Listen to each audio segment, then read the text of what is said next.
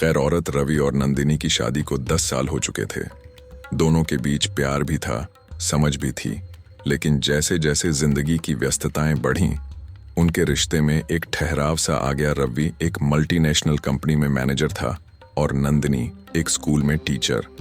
दोनों की दिनचर्या इतनी व्यस्त थी कि एक दूसरे के लिए समय निकालना मुश्किल हो गया था। रवि अक्सर देर रात घर आता और नंदिनी तकिए पर सिर रखे उसका इंतजार करते करते सो जाती। एक नई पहचान। फिर एक दिन रवि की जिंदगी में किसी और का प्रवेश हुआ, रिया। वह उसकी कंपनी में नई ज्वाइन हुई थी, आत्मविश्वास से भरी, खुले विचारों वाली, हंसमुख और जिंदा दिल। रवि को उसकी बातें अच्छी लगने लगीं। वह ऑफिस में ज्यादा समय बिताने लगा। मीटिंग्स के बाद भी रिया के साथ डिनर करने के बहाने ढूंढने लगा। धीरे धीरे रवि और रिया की मुलाकातें बढ़ती गईं। रवि को लगने लगा कि उसके अंदर एक नई ऊर्जा आ गई है। वह फिर से हंसने और खुलकर जीने लगा।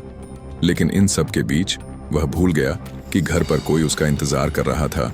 शक और सच्चाई। नंदिनी को रवि के व्यवहार में बदलाव महसूस होने लगा। अब वह घर देर से आता, फोन पर किसी से हंस हंस कर बातें करता और अक्सर नंदिनी से अनमना सा रहता।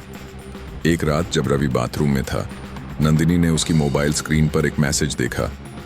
कल की शाम बहुत खूबसूरत थी रवि, तुमसे मिलकर दिल खुश हो गया। नंदिनी का दिल जोर से धड़का। शक, दर्द और डर ने उसे जकड़ लिया सामना। अगली सुबह नंदिनी ने बिना घुमा फिरा कर रवि से पूछ लिया, रिया कौन है?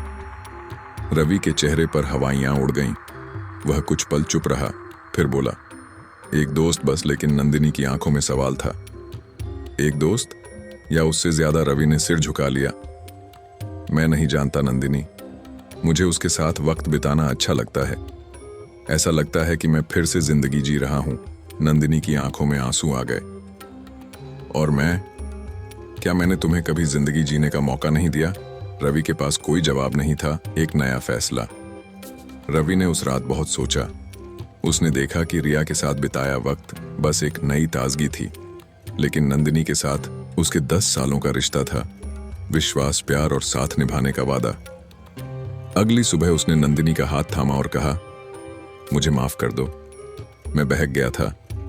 मैं समझ नहीं पाया कि सच्चा रिश्ता नई चमक धमक में नहीं, बल्कि पुरानी यादों, साथ बिताए लम्हों और विश्वास में होता है।